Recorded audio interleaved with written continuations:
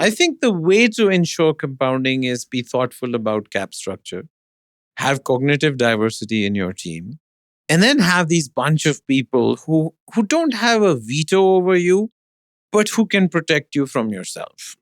So I think those are the three lowest hanging fruit. I mean, there may be many other things that I can rattle off, but I would say for entrepreneurs, make sure cognitive diversity is there. Make sure somebody has the power to slow you down, if at least friction, if not veto. They can slow you down so you see what's wrong. And cap table is obviously key.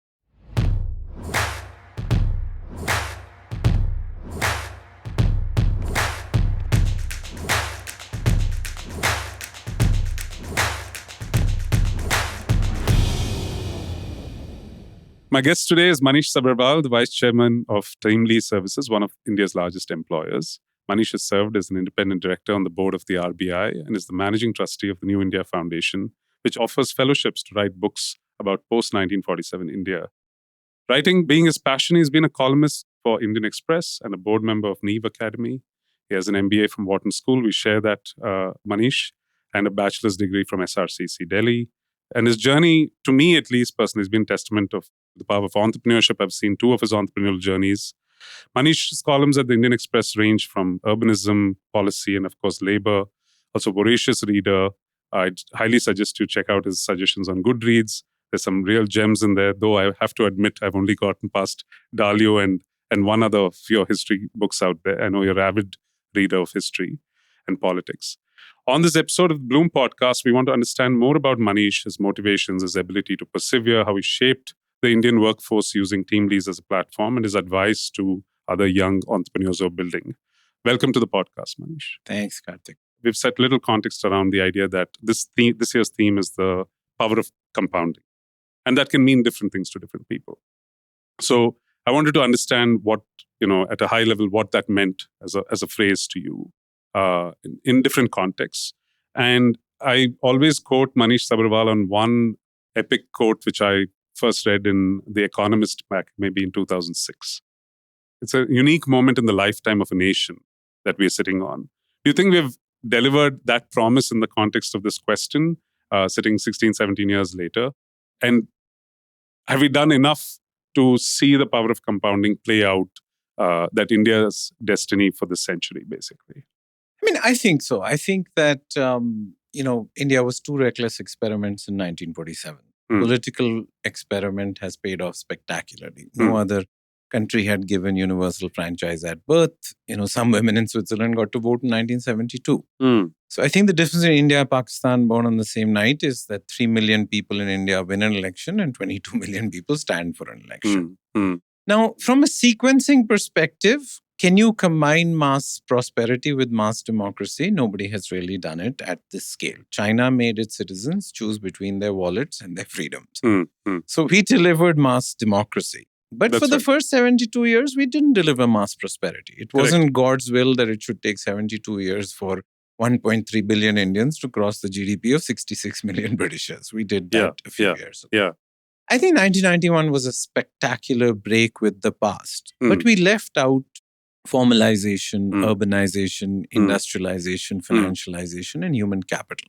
So we fixed the sins of commission, what we were doing wrong, but we didn't fix the sins of omission. So I think the last 10 years, which have gone into recognizing that, look, India doesn't have a jobs problem. We have a wages problem. Everybody who wants a job has a job. Our unemployment rate is 4 to 8% since independence. But that doesn't mean jack shit because our poverty is 35-40, right? That's so correct. Our problem in India has always been employed poverty because, the poor cannot afford to be unemployed. That's right. So they are either self-employed, which is self-exploitation, or they are working on farms, which is again self-exploitation. So I think now, the down payment on sort of combining mass prosperity with democracy, we have digested the fixed costs. There are fixed costs of democracy. That's in correct. China, they can take land without asking. And I mean, Deng Xiaoping was spectacular. He has moved 700 million people out of poverty. No other human has done that. That's correct. But I think there's a bunch of luck headed our way also. Xi Jinping is to India what the opposition is to the BJP, our best campaigner, right? He's made a He's made a list of everything Deng Xiaoping did right, and he's crossing it off. So India, in some sense, I mean, the cynics may say India hasn't become prettier; it's become less ugly. And so we have a bunch of global interest. I mean, 50% of India's foreign direct investment since 1947 has come in the last 5 years. Wow. And most people don't recognize that. That's a number. Yeah, I know the numbers are large, but I didn't put it in that context. 50% in the last 5 years. Amazing. So I think clearly global investors, global companies have decided that, look, we may be one of the few places in the world where secular growth is left for the next 20 years. I mean, Europe is demographically in a real tough situation. The US is amazing as an economy, but clearly political polarization creates some challenges there. The honeymoon with China is over now that Deng Xiaoping's genius is being sullied by Xi Jinping. Yeah. And so I think that if you were in a global board and you were to look at India, we would be the only secular, large, and this is because of our past sins. It's not because, we should have been India and China had the same per capita as recently as 1991. Yeah.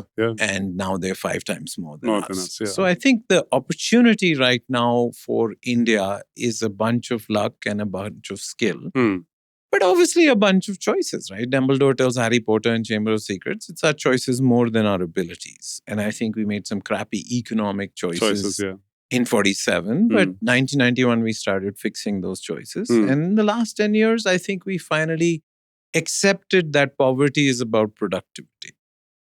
And so if you what a spectacular introduction to the idea of where India can be. But if you now look at what actually, I mean, even if it is cliched, what actually worked on our compounding journey from 91 to now, and what's missing? What would you say is where we need to double down and change certain vectors and variables so that we're a very different country in terms of productivity, scale, this global love by, let's say, 2038. Let's give ourselves 15, 20 years. Well, it would just be education, civil service reform, in my mind, because civil service reform is now becoming the same thing as regulatory reform or ease of doing business. When people talk of ease of doing business, without civil service reform, you don't, because there's 67,000 compliances, 6,700 filings. More importantly, there are 26,000 ways to go to jail. If tomorrow somebody issued a fatwa and got rid of all of these, the civil service would replicate it again in 2 or 3 years because of the mentality of prohibited till permitted. And I don't mean the 6,700 IAS officers. I mean the 25 million civil servants in India. Yeah, it's very large. Yeah. So I think that if you talk to global investors now, they're getting comfortable with education and skills. Right? I mean, yes, the IITs and IIMs were geniuses, but we had not fixed our skill system or we had not fixed our education system. That's correct. In 1931, Gandhiji gave a wonderful speech in Wardha where he talked about Nai Talim and he talked about experiential education. He talked about interdisciplinary education. But the 1948 Radhakrishnan report or the 1968 Kothari Committee or the 1986 National Education Policy didn't do it. But in NEP, the new NEP 2020, we finally are getting rid of the barriers between education and employability. We're finally allowing degree apprenticeships. We're thinking about interdisciplinary education. So I think NEP will also return science to universities. In 1950s, there was a big debate between Meghnad Saha and Nehru about should science be in institutes or should it be in universities? And Saha sort of begged Nehru to keep it in universities, but then Nehru formed CSIR, which spends 35,000 crores a year. And we really have not got the output from that. And so hopefully the new National Research Foundation will become a funding body rather than a delivering body. So I think human capital is always a binding constraint for any country. That's right. But India exported more software than Saudi Arabia did oil in 2021. So clearly we got something right in human capital because no economist would tell you that a country with a per capita income of $2,500 would be exporting $200 billion of that. Software, yeah. We got $100 billion of remittances, which is really a form of human capital. That is correct. And at some sense, $50 billion or $40 billion of pharma industry is also a form of human capital. But we didn't get basic school education right. So we got the elite right for 1 million, 2 million That's people correct. a year. But our army marches on its belly, a country marches on its schools. Yes. And that's the only renewable form of energy for any country. So I think that NEP finally, and the progress made over the last 10, 15 years in education reform, school reform, is taking human capital off the table for investors. In fact, it's creating they're recognizing that if you were to set up a global center, you would have to consider India. There would be no other place. The binding constraint of infrastructure is also getting taken off the table. It still continues to bother people, but it's shifted from being a dagger in the heart to a thorn in the flesh. So you can classify problems as thorn in the flesh. I mean, education, human capital is now a thorn in the flesh for some people. Infrastructure. The dagger in the heart in the last remaining reform, I would say, is civil service reform. If we don't do that, and we so far have shied away from doing it, we forgot a capacity building commission, which obviously the civil servants will have an antibiotic reaction to any reform. Nobody cuts the tree they're sitting on. But I think there is a widespread consensus that the steel frame has become a steel cage. And prohibited till permitted, or writing the law for the chore where drunk driving becomes an argument against cars, That's right. Sure, if you have a headache, you can cut off your head, or if you have drunk drivers, you can ban cars, but that's probably not the right solution. Yeah. And particularly in a knowledge economy where innovation matters much more. Far more than ever before. And India has never had a shortage of land labor capital, right? Yeah. You could give every Indian household half an acre, they would fit into Rajasthan and Haryana. Would never have a shortage of labor. 40% of our labor force is Bela. Yeah. Which capital shows up when you need it. 80% of India's venture capital investment has come in the last 10 years. But you're saying this has now become the single biggest impediment. I think total factor productivity, economists call it that, but human beings call it innovation, technology, entrepreneurship. I think finally now how land labor capital combined has improved substantially. But not but been the unleashed, regulatory cholesterol which the Indian state has bred. You've always maintained this, yeah. And so if we get this last bastion of civil service reform, there have been 40 global companies who have done board meetings in India in the last 1 year. And I think they're done with skills. They've accepted infrastructure. They're just a little worried about it. It's a difficult place to do business, man. The laws keep changing. The taxes. And this is when we changing. have English to our advantage. We have this, labor force that communicates very easily with the rest of the world. Yeah. Despite that, there is this last block. So it is the last item on the list for India to really reach our potential now is civil service reform. And hopefully the new government among the first decision it makes next time, we have obviously national elections, should be civil service reform. Fantastic. No, so wonderful introduction to what the idea of compounding can mean for a country.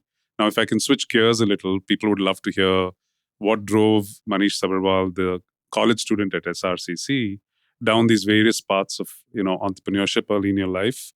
What did you see in science in the 90s that prompted you to think that there were problems worth solving of the nature you picked up? And then the beginnings of TeamLease and maybe a little bit of that journey. However quickly you want to encapsulate that journey. See, I think I have the gifts and wounds of a civil service upbringing. Early in life, you realize you don't live in an economy, you don't live in a society. My parents were civil servants. My co-founder Ashok's parents were in politics. So both of us grew up in households where, being rich, thin, or good looking wasn't the primary objective. You were told that, look, there's more to life than being rich, thin, or good looking. Yeah. And I think that's a wonderful gift to give. Yeah. I think. And so even when I went to SRCC and then I worked for 5 years and then I went to business school, I think the underlying theme was that we really need our next company to be three things. When we sold India Life, which we both started out of college in some literally sense, out of business and schools, we were no experience. And we made a mistake. We took venture capital when we were a piece of paper, which is why we didn't do that in TeamLease. No, but in India Life, it was a piece of very paper. Early. Yeah, and so the money goes down, meter goes down, the money has an expiry date, and we probably sold India Life a few years earlier than we would have wanted to. So the experience of that meant that TeamLease, we did 8 years of doing it ourselves. Yeah, bootstrap. But we also had the choice that, we said we wanted our next company to be three things: fun, profitable, and good for India, right? people think we make this up later, but we genuinely had this conversation where we said, look, I had worked in an oil refinery and steel company that was profitable and good for India. It wasn't fun. We have some friends who have a cola franchise that's fun and profitable, but not good for India. At least my dentist doesn't think so, and I agree. So in TeamLease, we've hired somebody every 5 minutes for 20 years. Wow.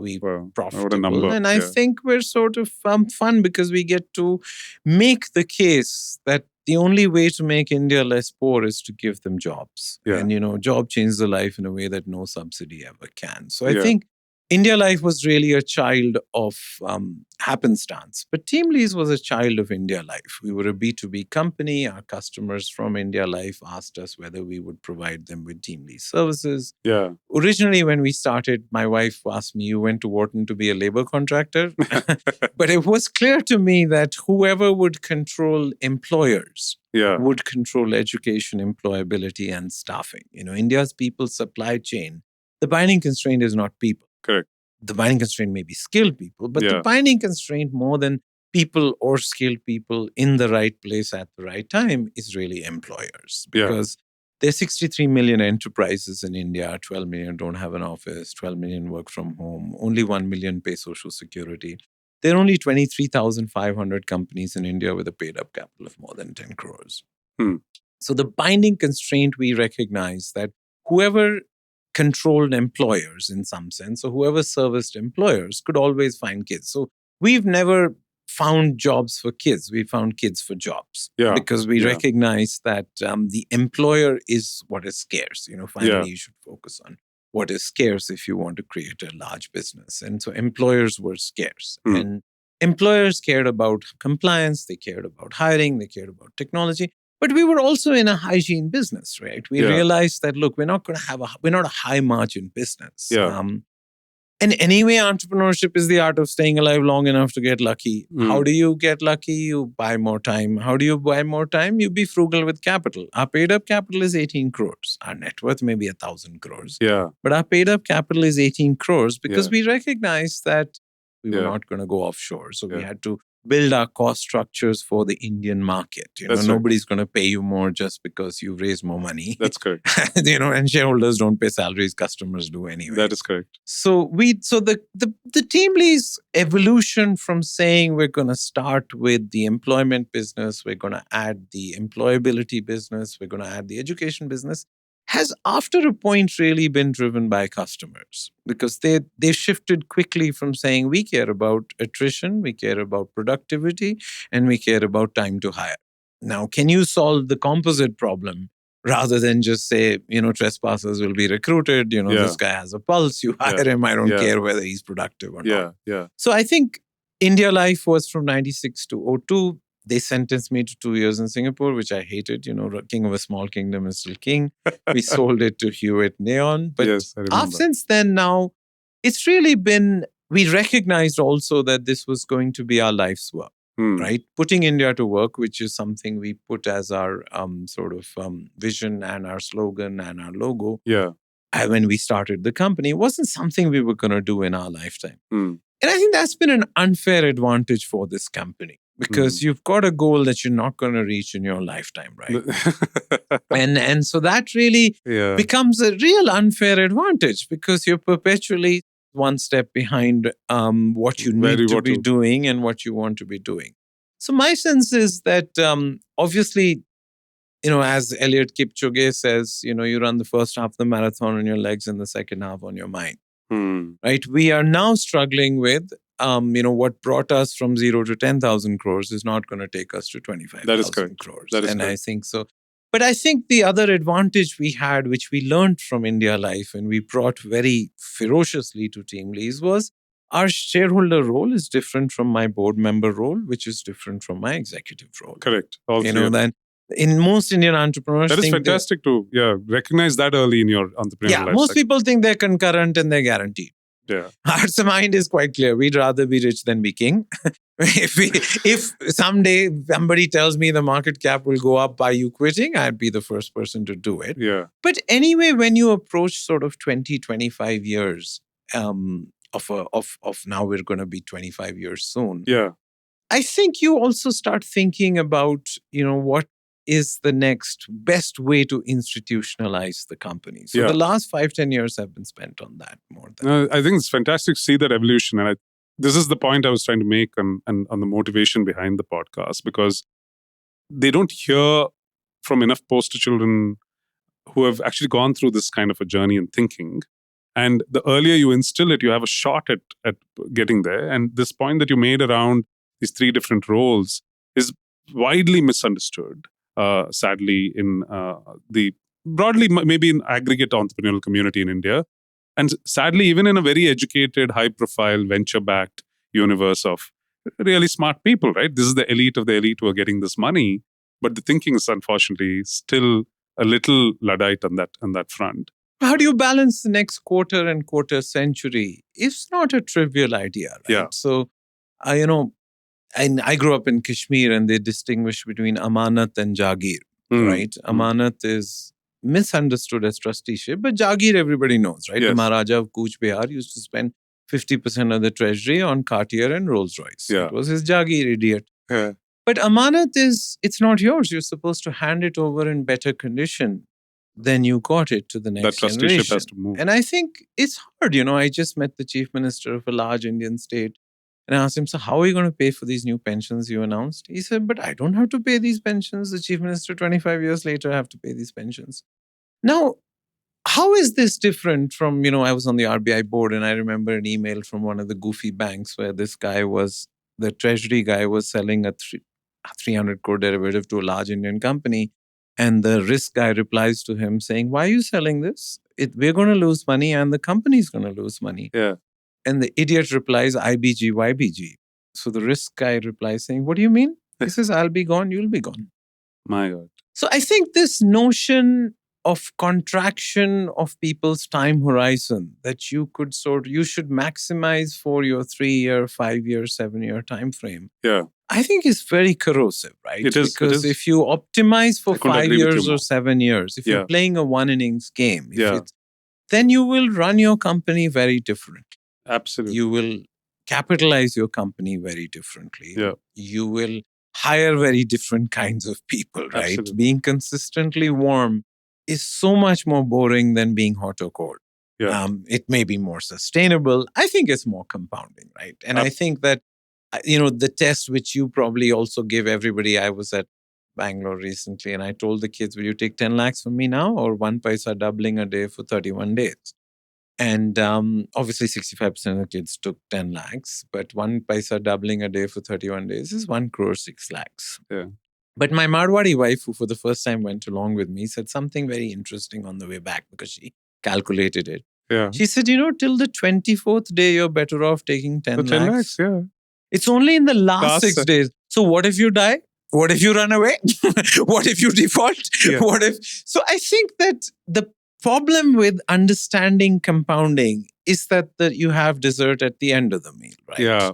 This Jagir versus Amanat, this dessert is the first course. I mean, I think dessert as first course is really fun, but it's really unhealthy. Yeah, and so I think that all of us who now are looking back at people we admire, actually in retrospect, dessert is never at the front of the meal. Yeah. For most of the companies that I admire, HDFC, Infosys, TCS, all the companies that have taken decades to do what they have done, the compounding, the real value has really come in the last decade, even though they've been around for 30, 40 years. Yeah. So I love the analogies. And, this is what I kind of tell my partners at the firm that, yes, we've been at it for 12, 13 years. Haven't even seen the first cycle through. So our nature of our businesses, I have no escape but to see these cycles through. So every time I go out with a pitch deck, I've just signed off another 12, 13 years of my life because it's a new fund cycle. But that's the core job. But now I've reached a point as well where I'm wondering, what is the thrill of this job? Mm-hmm. And the thrill, as I alluded to you before, is can we see in every cycle 2 or 3 of these companies outlast even a 30-year journey? And to the point that you made, the compounding is going to come much later. And you are also right that LPs are in a hurry to see their money back. So sadly, I might not see a lot of that compounding for the very investors who allowed me to back these companies. But if you want to have not necessarily a book written on you, but if you want to actually make a dent as a venture capitalist, if those companies are not there on some exchange or some wall 25 years into the future, nobody will ever remember your contribution of putting 1 crore or 1 million or 10 million into some subset of the economy. Of course, you fueled the training for many, many entrepreneurial minds to fuel the country, but it'll be a footnote, right? And we are yearning for that at this juncture. If you ask me what's keeping me hungry for or expectant for the next 10, 15 years, is to see a dozen of these come out of my portfolio. And this is why this obsession around trying to find this characteristic and DNA in the founder at seed stage, which is super tough. So, which I thought maybe the next set of questions around this are, in your TeamLease journey, I know you knew Ashok from all the way at SRCC, if I recall. And so there's one thing about knowing a particular co-founder. How do you amp up the kind of leadership teams that you put in place to believe in something like this early in the life of a company? And we'll come to the challenges that you said you face today. At every decade, there's a new set of challenges. But how do you convince them to stay bootstrapped, stay frugal for 8-10 years? You get your first burst of capital. Maybe where I would like a pause on that is, even at IPO, I use you folks as a great example of saying, why are you scared of IPOing at a 1,000 crore market cap? Yes. I know this phenomenal company called TeamLease, which did that not decades ago, 6-7 years ago, and raised a measly 200 crores. But then they were off to the races. They're 5 times that value created in 6-7 years. What gave you that courage? Because it was not like you were young. You were not 4-5 years. You were already a decade old by then. And in that context also, you were not a service that didn't exist before. You were competing with global giants like Manpower and Kelly and all of these guys, and they had seen this model elsewhere. What gave you or the ability to think you had the right to win compared to all of these guys? I think the second venture is an unfair advantage, right? We were clear that there are two kinds of companies an entrepreneur can create, a baby and a dwarf. Both are small. The dwarf is small and will stay small, and the baby is small but will grow. Yeah. Now, the difference between a baby and a dwarf is not more money or more food. It's really in DNA. And we talked a lot about what is the difference between a baby and a dwarf. The first one is clearly this sort of balance between the next quarter and quarter century. If you only say out about the next quarter, nobody's going to give you benefit for the next quarter century. If you only talk about the next quarter century, you won't be around in a few quarters. So I think this balance of giving people a sense of addressable market but sustained growth, that's the biggest sort of signaling. The balance between that is really embodied in 3-4 choices you make. Most importantly, your cap table, right? Who are you taking money from? How long do they have runway? I mean, it's okay if you have a 7-year runway. There are lots of people in the market who at different stages from you and move on. That's so correct. We were quite clear that, we had, because of our earlier venture, we had some capital. We put all that. Then we took private equity and they exited out in the IPO markets. And IPO is the only perpetual capital anyway. That is correct. In this country. And we're still a baby in diapers. So we needed perpetual capital for our dreams. Yeah. So I think the cap table in terms of how you think about the evolution over the next 10, 20 years, specifics will evolve, but you do need to think about its evolution, that at the end of 8 years, I won't start thinking about it. The next one is the cognitive diversity of the team. I'm an extrovert, Ashok is an introvert, I'm good at sales, he's good at operations, he's good at therapy sessions with cribbing employees, I make them cry, he's ugly, I'm good looking, I could go on. But I think our board member said something cool in one of our board meetings. He said, if only Manish had been around, the company wouldn't have survived. If only Ashok had been around, the company would have been much smaller than it is. And so I think we tend to hire and hang out with people who are like us from the same college, same school. We went to this, I think the SRCC was just a discovery mechanism. Otherwise, we were very different people. So my sense is that the key to ensuring that you do this 25-year journey is cognitive diversity. The third one is just ensuring you don't do anything stupid. Whether it's diversification, whether it is debt, whether it's compliance. Because the most dangerous lies entrepreneurs tell are the ones they tell themselves. And partly that may not be all a bug, it's a feature, right? Because if you're not delusional, why are you going to chase big goals? That's correct. But you need a hearing aid, a seat belt, or a mirror in retrospect.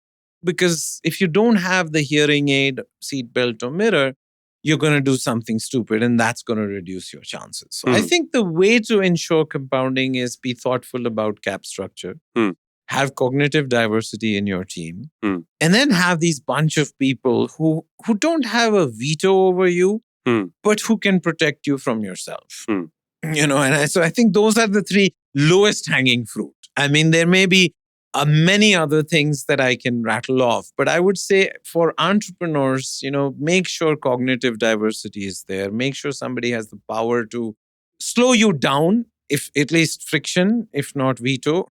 They can slow you down so you see what's wrong. And cap table is obviously key. I mean, I can't understand many of these ratchets and anti-dilution clauses. These are not equity instruments. We at RBI we dealt with idiots who borrowed their equity or who stole their equity, and we ended up with 15 lakh crores of NPAs, which now we brought down.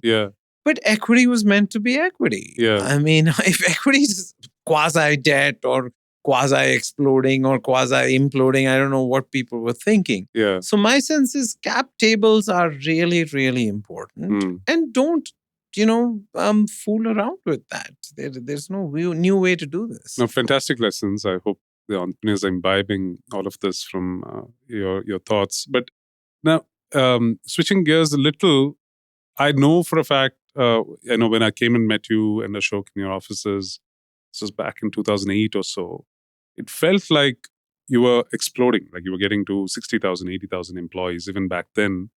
And then I think I connected back 2 years later. And you said, no, we decided to stay stable because we knew a lot of things were going to break if we continued at this speed. So maybe your first sort of point of reflecting on how do you take a pause and a breather as you try to exponentially scale, right? And how often does that come in the life cycle of a company? Is it linked to a number of, I'm sure it linked to a lot of variables, but when you think of 25-year growth points, historically, can you give some examples of why you were forced to take a pause and that kept you breathing and alive and stronger for the next part of the run? Different type of training in the marathon paradigm. And where are you today? What are your challenges today? Just to give context that even as a public company, 10,000 crores, 5,000 crore plus market cap, I don't know the exact number, but somewhere in that vicinity, you still have challenges and you still have to build to get to the next level of scale. So a little bit of that historic context of one or two examples and maybe a honest view of where you think that those challenges are today as you talk to your team. See, I think the instinct to preserve is different from the instinct to create. Keeping the trains running on time is a different skill set from getting the train out of the station. It's fundamental to life that you do your IPO roadshows or you campaign in poetry, but you govern in prose, right? And that goes back to cognitive diversity. A stereotype of an entrepreneur is poetry, but actually an important stereotype should be prose, right? Because customers are not always interested in listening to new things. They buy your product, they're interested in predictability, they're interested in stability. So my sense is every time you double your revenues, you choke on your growth. The structures don't work.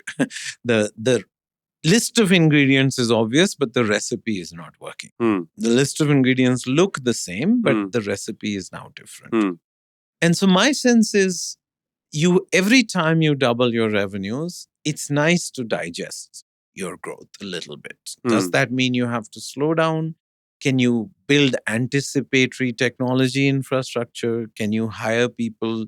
You should buy a shirt 2 sizes too large and grow into it. But if you buy a shirt 5 sizes too large, you can't afford it. So, there's this dance between sort of capability and aspiration, which is more art than science, right? At least for us, which is a very linear business. We don't have that much operating leverage beyond a point. You're not going to see silly exponentiality like especially a digital in business. Sales. Especially in sales. Even in operations, if we can sort of do that. So our growth between 2002 and 8 was purely driven by our customer base from India Life, and we expanded our sales teams, the lessons we had learned.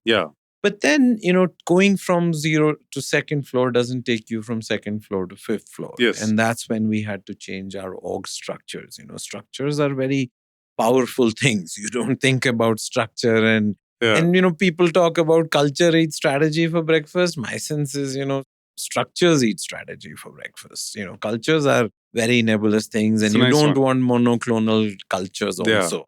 I find the talk about culture that implies that there is one culture, and cognitive diversity doesn't thrive in monoclonal cultures. But structures as elements of strategic intent, structures as elements of accountability, structures as element of buckets for resources where you allocate your capital to structures. You allocate it to people, but you allocate it preferably to a structure rather than one person. Because, so my sense is the structural evolution of a company, its org structure evolution to keep up with growth is really as important as the technology investments. Like everybody they choke on growth, they'll raise their money they spend on technology, and they'll hire more expensive people.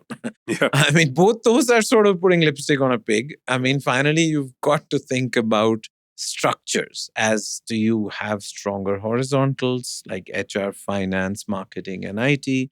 Or do you have stronger CEOs and P&Ls? The difference between small markets are better serviced with stronger CEOs and P&Ls, but then I sometimes think even larger markets, because entrepreneurship, right? When you have multiple businesses in a company, should you have an Ayatollah of HR who enforces the same HR policy across all five? Maybe not. But financial control, there should be an Ayatollah of financial control. It should be the same for big business, small business, old business, new business. That's absolutely right. Marketing should be the CEO's job. So I think this horizontal versus vertical is an important evolution. And to me, that's really, if you're moving from being from a founder managed to a founder led to a board governed company, which is what we're trying to do. Me and Ashok decided a long time ago, our kids are banned from joining TeamLease. So that by definition is liberating in some sense personally. And professionally for everybody else, there is somebody in this company who has a shot at our job within the next few years. But that also means we need a deep bench. You need to have 4 or 5 people whom you think can take the job. You need to expose them early. So I would say that this choking of growth is operational, but there's also strategic choking on growth. There's also governance choking on growth. Board members in the first 10 years are not the board members who are now important for us, where we're going to do an entrepreneurial transition, where we're starting to recognize that sort of life in the fourth decimal place is as important as the, big picture slide deck of 4 slides or 3 slides, which will convey everything. I mean, every morning we need people who are spending their life in the fourth decimal place as much as I'm doing my global bullshitting about India's place in the sun. So I think that the cognitive diversity point is really the only way companies become self-healing. If you over-index on either poetry or prose, you over-index on either technology or processes. So my sense is that, companies are perpetual work in progress.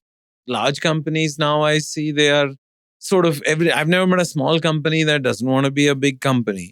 But I think the arthritis and cholesterol that builds up in big companies is also a real problem. It is a big. So the challenge for all of us who go from ground floor to sort of 10th floor, we have an unfair advantage because from our opening balance was 0. So everything we've done is measured from there. That's good. But the people we bring in at 10,000 crores will be measured from here to 25,000 crores. So the 25% growth rate or 20% growth rate, which I think this company can do even at 10,000 crores for the next 5 years, then what it would took to grow from 0 to 10. So my sense is that every entrepreneur should be honest with themselves about, the most dangerous lies are the lies you tell yourself. If I believe that I would be able to run this company at this stage, was actually not even a lie. I told Ashok runs the company. I help him do it and take care of stuff that he doesn't like. I mean, for him, he'd rather have a root canal than do public speaking.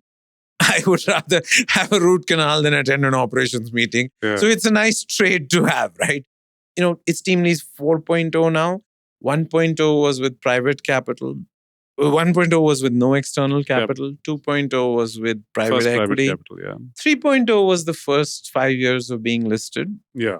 4.0 is now where, 45% of the company is owned by FIs. And the next stage is very different from here. And, I took some time off to ask investors at the end when we finished 5 years. I took a month off and said, look, we're moving from small cap to mid cap. The 350th company in India is worth 5,000 crores. The 100th company is worth 40,000 crores. That's the range now, yeah. Yeah. So on the 100th company, so I said, now we have to be 40,000 crores. That's our target. So let me go and meet investors and say, what are the characteristics of the people that you went? So there were 30 different characteristics of what they called companies who went from mid cap to large cap. But in my mind, the three summary was addressable market, sustainable growth, and effective governance, where the first word is more important than the second one. They said addressable market because all markets are not addressable. Yes. Sustained growth for 10 years because anybody can grow for 3 years. Yes. When you grow for 10 years is what I care about. That compounding is amazing. Compounding. And effective governance is not the checklist of SEBI. It is genuinely recognizing that you will be around 25 years from now. Yeah. So in my mind, as I reflect, addressable market is just a proxy for how big a company can you be. Yeah. Sustained growth is just a proxy for plumbing. Yeah. If you grow for 10 years, your plumbing is keeping up. Yeah. And effective governance is just a proxy for will you be around 25 years from now. Wonderful, wonderful. No, I think very succinctly summarized from what public markets teach us. And again, the wisdom of the public markets I keep maintaining to my friends in the ecosystem and my entrepreneurs is probably 100x that of the limited private, market and its mindset. Also, because if you think about it, surprisingly, Manish, if you think about who actually gives quote unquote exits to all investors, it is eventually a large publicly listed company that can come and buy and is therefore accountable for those same actions. So they have to know what asset they're buying and whether it fits into the same three paradigms in some sense. But I would go more upstream than you. Yeah. See, in economics, the only real information in economy are votes and prices. Right? Everything else is a model. Everything else is just conjecture. Sure. Votes is, if somebody is pissed off, you won't get votes. If the economy is not doing well. Yeah. And prices are the only. The beauty of public markets is people can buy and sell our company without talking to us. That is right. I find people who are angry with me in investor calls buying our shares. And I feel people who are being very nice to me selling my shares. Right?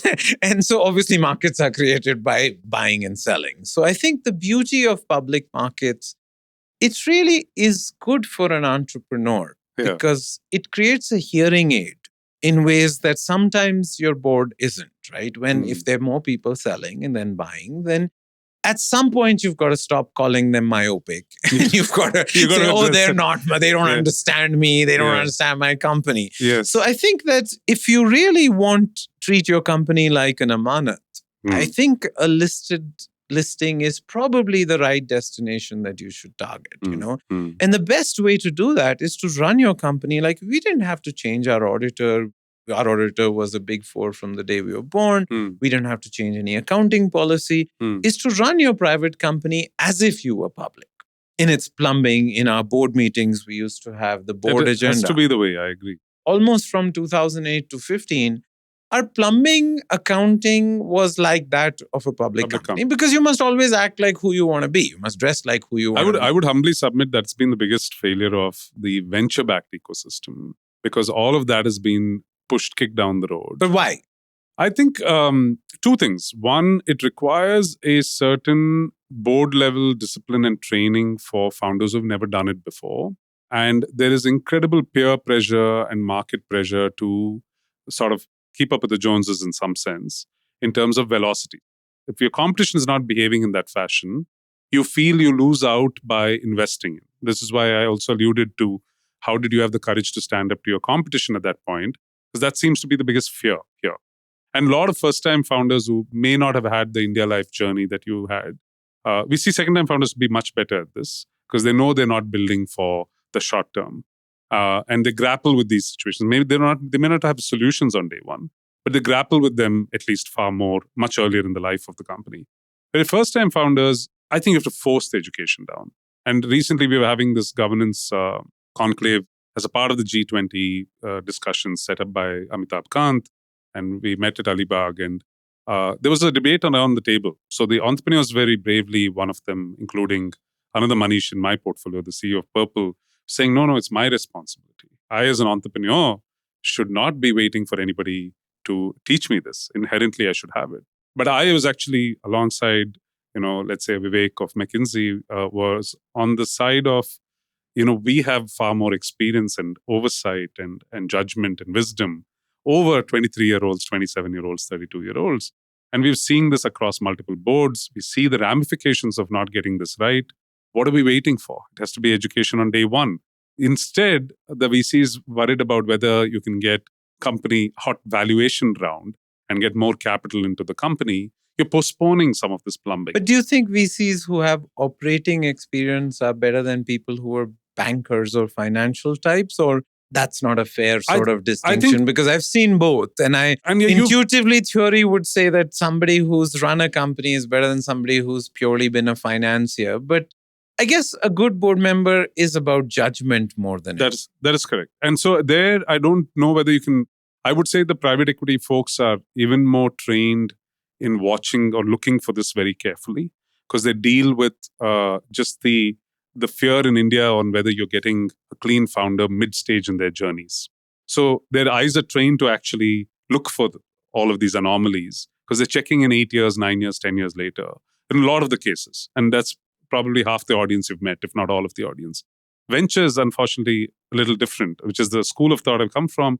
And therefore, you tend to postpone this because saying, hey, these are just kids trying to innovate and they're still building product and they're still trying to find a fit to the customer. Let's worry about these, postpone these problems. And then you get into a rat race around trying to get capital in and compete with your... And so you don't have time to pause and breathe, reflect. And then the trainers are failing in some sense and pushing that blame onto the founders, where for 6 years or 5 years, you've not told them anything about this, that it's important. This slowdown is helping a lot, if you ask me. It is forcing these dialogues. It is crushing certain companies which were badly run. Thankfully, not, at least in the public domain, not as many alarming cases of outright fraud and mismanagement. But every one of those strikes at your heart the fear that there might be many more in your... I mean, stupidity is not illegal, right? So if we made stupidity illegal, then there would be nothing in life. So I think we have to start distinguishing between... So outright fraud you can't control. You were going to have 5% of and learn from that and put better controls. But stupidity, you got to train these individuals, and you can't say everyone's going to be as wise as Manish or Ashok when they were starting off, and they're calibrated right at the outset. And then you can't say, hey, learn that from your peers by sitting in coffee shops, because that's the conversations they're having. They're not getting this audience with you, right? And so, which is also, by the way, my primary motivation of driving some of these podcast topics, because they just don't get heard, right? Who's Manish? How do I access him? How do I hear his thinking? And why? How come, even in the tech world, how come a Zerodha or a Zoho got to where they were without capital? So there are other formulas, and they're well-run companies, right? And they can be under the scrutiny of RBI or SEBI or the public markets today. My sense is, I think Maya Angelou once said, the universe isn't made of atoms, it's made of stories, right? So role models really matter. And, my parents retired to live in Kanpur. And whenever I go to Kanpur, some kid will track me down and says, chalo, aapko minister ya MLA se, I'll take you. We'll get a 100 crore contract and we'll maro 50 crores. Because his role model is Dinesh Trivedi or Ponti Chadda or Subroto Roy Sahara. In Bangalore, we got lucky because Nandan, Azim Premji, Kiran, said, don't care about how much your company you own. That was always the advice they're given. Don't care about valuation. Focus on, just building the great company. And so I think some of us in that sort of cohort, I mean, there is some such thing as generational luck. I think all of us are sort of that is also true. Going through generational luck. But our role models turned out to be people who were saying, I met one of the unicorn guys and he said, what's your strategy? It's raising more money than my competitor. And I was like, that cannot be a strategy, right? Rommel, Field Marshal Rommel in the army had once said, sweat saves blood, blood saves lives, but brain saves both. So, sweat and blood is not strategy. Brains is strategy, right? So I think that we have to recognize that our role models, at least for a bunch of us cohorts, was role models matter more than any amount of stuff. It has already happened in public markets, right? If you see what happened in FMCG, Britannia, Pidilite, Marico, Dabur, all the family has hired a multinational alumni Yeah. and seen their market cap go up 20 times. Yeah. I mean, Varun Yeah. joined Britannia when it was 8,000 crores, it's 1 lakh crores. Yeah. Dugal joined Dabur at 10,000 crores, it was 1 lakh crore when he left. Saugata joined Marico at 6,000 crores, it's 60,000 crore market cap. Yeah. So we have seen this role modeling in FMCG in public markets where you're sharply dividing your shareholder, board member, and your executive role. What I think, attempting to do in my humble way is to almost bridge a little bit of a generational gap that sadly set in. So while the baton was passed from the Nandans and the Kirans to the Manishas and Ashoks and whoever else I have on my show, somewhere that slipped in the last decade. The narrative shifted, role models were, hot raising unicorns, etc. And they have not paved the path either. If they had, you could justify their lessons taught, learned, and said, hey, they finally figured it out. They're sadly being re-rated every day. They're being trashed by the public markets. And then even today, that narrative is sadly, oh, it can happen. It's okay. They still are champions. And I sense a little bit of that. And so that I have nothing against them. They're all great founders, but riddled with too many mistakes, where there are much, much better examples. Just if you peek 5 or 8 years prior to that. Also, you brought up a bizarre stat about the last 5 years bringing in more than what the other 70 plus years brought in terms of capital. In the venture world, just as I don't have a perfect number, but nobody has disputed my saying of this. I think 75% of what we have seen in the venture world in terms of people employed, capital deployed, number of startups, number of unicorns, revenues, has all been built up in the last 6 years compared to everything prior to that. The ratio is absurdly skewed towards what mindset was instilled in the last 6-7 years. A lot of the people who are in these ecosystems were not either in college or were outside of that ecosystem prior to 2015, 16. But that was a global mispricing of capital, or was it an Indian No, because phenomenon? see, it is a global mispricing of capital, but there is a legacy that the markets of a US can lean on, and there is a economy, inherent strength in the economy and consumption power that a market like China can lean on, even if it's a younger ecosystem. We don't have both. As you said, just because you throw stupid money at the problem, customers are not going to pay more or buy more. We have a limitation in our spending capacity on one side. So you can't compare yourself to China blindly. And the US has seen cycles where even if there was exuberance in a 4 or 5 year stream, that same fund manager in 6 cycles before that has delivered spades because there was sanity in those markets and things were built well. And even Cisco and the Apples and the Googles and the Facebooks were built with venture capital. And they were legitimate business models. So they might look absurd in the way they grew, but they have underlying revenue that supports that. We don't. That's the reality. You can't say I want to be a $20 billion company and have 1/10 the economies of Facebook when it comes to actually the revenue model. So I think we overshot our mandate in that sense. And I'm trying to claw back and say, hey, just look 5 years back. Maybe you were in college and you didn't figure this out, but there are these gentlemen and these women who built great companies, and they built it the old school way in an improved technology environment. They're thriving alongside the best. So what's the problem? So anyway. You think it's role models? You think it's a demand side problem or supply side problem? Because see, finally, good judgment comes from experience and experience comes from bad judgment. So, I think one of my favorite courses at Wharton was a guy called Gultekin who used to talk about stupid entrepreneurs and wise society.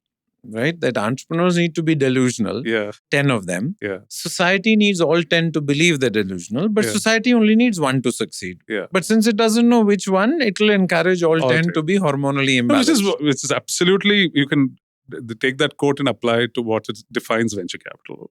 So it is, I'm perfectly aligned with that thought. I don't need each of my companies to become grand public companies or forego risk for this audaciousness. But you think the ratios and the odds got a little off kilter in the last 5? You can't apply American laws and Chinese opportunity sets to a market that's not ready yet. That's all. I think the moment will come. right? And India is not a big market; it's a small market with a big potential, and your business plans need to provide. And when you can't do that, you should rightfully go chase global markets, like Mr. Murthy and Nandan did, and what Kiran does. So they're not. Or you be like us, who chases India with a paid-up capital of 18 crores. That is correct. So you make that choice. Yeah, you make that choice, right? And so it's not sexy enough for venture capital, but then keep venture capital funds small, and those returns will look outstanding, right? And so that's what I said. There was a little bit of a greed offset. There was no fear at all, and now it's set in. It should correct. It's a good time for everyone to reflect. I'm reflecting through these sessions. So last question before I get to rapid fire. You've been wonderful with the insights so far, Manish. But we didn't touch upon one of your passion areas. You talk about it, this vision that you had for TeamLease around employment, employability, and education. I know, you've established even a primary school with family, and I know you've had a brush in the early years with employability. How is all that playing out, and how do you see TeamLease evolve into these three areas? Because fundamentally, you're right. You have to go solve it at the root of the problem. You can't catch them at 23 and say, I'll fix all of them. Yeah. So where's your thought? Where's your head on that? We're now, if I have learned 5 things the hard way, we wrote off 100 crores on IIJT. Yes, I remember that experiment. Yeah, so we wrote that off. Thank God it wasn't fatal. But the 5 design principles for the intersection of education, employment, and employability are learning while earning. Okay. India will be the first country where employed learners cross total learners, full-time learners. Learning by doing. Soft skills are not taught, they are caught. Learning with modularity. 3-month certificate has to become opening balance for 1-year diploma, has to become opening balance for 3-year degree. Learning with flexible delivery. Online classroom, on-job classroom, on-site classroom, and on-campus classroom have to be equal. And then learning with employer signaling value. IIMs and IITs are good places to be at, but they're better places to be from. Fundamental value has to be employer signaling value. Employers use these places as lazy proxies, lazy this thing. That's right. So degree apprenticeships is where we are now focused on. And we now have an 800 crore business, which doesn't get consolidated with TeamLease and TeamLease Skills University. Okay. It doesn't, you said? Not yet. Because it's a university. So it doesn't get consolidated. But it's a non-profit. It's 800 crores now. Yeah. And it's a single location? No, it's across all employers, right? It's online plus on job. It's not a campus. On campus, we only have 100 kids. Our primary model is going to be on-site, on job. No, I wasn't fully aware. Yeah, so you combine... The innovation lies at, a degree is a bipartite contract between a kid and a university. Yes. An apprenticeship is a bipartite contract between an employer and a kid. That's what we need is a tripartite contract between university, kid, and employer, which is what degree apprenticeships finally do. So it's still early days, but I think globally the world of education, employment, and employability is converging, primarily because my parents had 35-year careers. I'll have 45 years career. My kids will have 55-year careers. Yeah. So the notion that they can live off their 10 plus 2 plus 3 plus 2 system upfront is just delusional, right? So I think this multiple on-ramps and off-ramps, the multiple classrooms is really the future of education. And again, just like controlling the employers is what allows you to find 30 kids for jobs rather than find placement for 30 kids. When you're already finding placement for 30 kids, it's too late. Yeah. You had them for 12 years. I can't teach him English in 3 months. That's man. right. I can't teach him you had him for 3 years. You should have told him to shave, cut his nails, tuck his shirt in and take a bath before the interview, man. Yeah. That's all just an unfair expectation from employer. So I think education, employment, employability, NEP allows that. There was regulatory cholesterol. But the funny part is the world is also sort of recognizing that the world has produced more graduates in the last 40 years than the 400 years before that. Yeah. So 60% of taxi drivers in Korea have a college degree. 31% of Walmart checkout clerks have a college degree. 15% of high-end security guard in India have a college degree. So college isn't what it used to be, but social signaling value matters. Yeah. So I think degree apprenticeships are our bet for the next 10 years. One last question on this, because it keeps coming up, and I thought I was done, but I definitely want your view on this. You deal with a lot of jobs which are usually like entry level or operational in its nature. And there's this huge talk of AI being a threat, of eliminating some of these, jobs because they're repetitive tasks, or they do not need on-field. They can be at a desk. that machines can consume a lot of that. Do you see that as a threat, opportunity? How do you skill and against that? I mean, see, what is the nightmare of the US? See, we are so far from the productivity frontier. What is the nightmare of the US? That 40% of their labor force will generate 15% of GDP? हमारा क्या बिगाड़ लोगे? We are already there. Yeah. See, getting from $2,500 to $10,000 is a very obvious phenomenon. Yeah. Will we get to $60,000 per capita income, which is what the US is, or 80,000? I think 30 is the new 60 anyway. Technology has been very deflationary. That's right. So for lifestyle, you can get at $30,000 what you used to only get at $60,000. That is correct. But for India right now, I would not worry about AI, automation, machine learning being destroyers of capital, because 40% of our labor force is close to zero productivity already. So if we just take everybody in India to $10,000, I mean, if everybody in India lived in Bangalore, then India's GDP would more than China, no? Yeah. In Bangalore's GDP is $12,500. That's correct. It's India's GDP is $2,500, right? Yeah. So finally, it is about productivity. There is no such thing as poor people. They are only people in poor places. An electrician moves from Bihar to Bangalore, gets 4 times more salary, moves to Switzerland, gets 25. But we always view places as physical places. But it's also which sector, which company, and which skill you earned at. We have to now, in the 21st century, not just define places as cities, states, and countries. We have to define which sector, which company, and which skill you have. And then you'll get the wage premium. Super. No, this has been fantastic. Thanks a lot, Manish. I'm just going to humor you and the audience with a bunch of quick rapid-fire questions. It can be short, it can be a word, it can be a phrase, and then we'll wrap up. A breakthrough belief that has stayed with you so far. I know you have many, but what's your favorite, like, quote or... I think it is our choices more than our skills or our luck. That Harry Potter. Yes. Oh, no, Dumbledore. Having been brought up with a civil servant mindset, as you say, what drove you to then think big? Because that had a level of contentment around it. I really think Wharton changed the size of my thoughts. Understood. I think I had never lived in another country. It was as much going to the US. I could say the same. Yeah, it changed the size of my thoughts. I landed in the US in August 94. By September, I was saying these Americans are smarter than us. Why are they richer than us? And that was just about this ambition and their knowledge. How would you describe education in one line? I mean, it's an old one, but it is the lighting of a fire rather than the filling of a bucket. I think our education was the filling of a bucket, but now it's the lighting. You wanted to move to the lighting. You think the NEP gives us a chance? I think it has a real shot. What would Manish Sabharwal be spending his time with if he had to design a different life from where you're at today?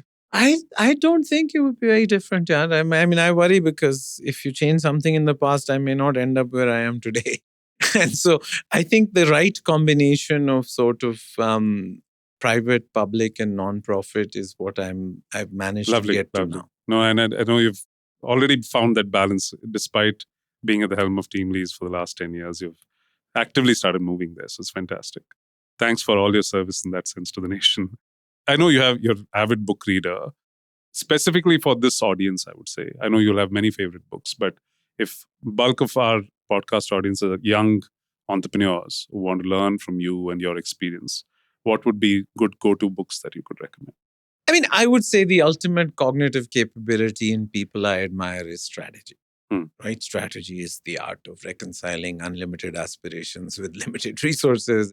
There's a history of strategy by Lawrence Friedman, which is the only book. I mean, I read India After Gandhi every year again by Ram, but I also read Strategy by Lawrence Friedman, which really thinks about strategy. How it came from military to politics to business, how to think about choices. And so it's not value that as an entrepreneur and you feel like it's something you've gone back to. I think every successful entrepreneur has got strategy right. Absolutely. That's the most upstream skill. And it is something which some people are born with. But like with most skills, I think it can be learned.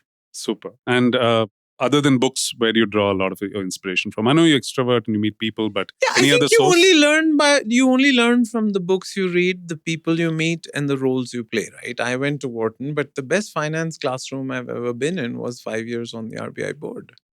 So I think if we put ourselves in different roles, which are maybe 2 feet away or 10 feet away from our day jobs, having relationships with are cognitively diverse. Don't hang out with MBAs is probably key.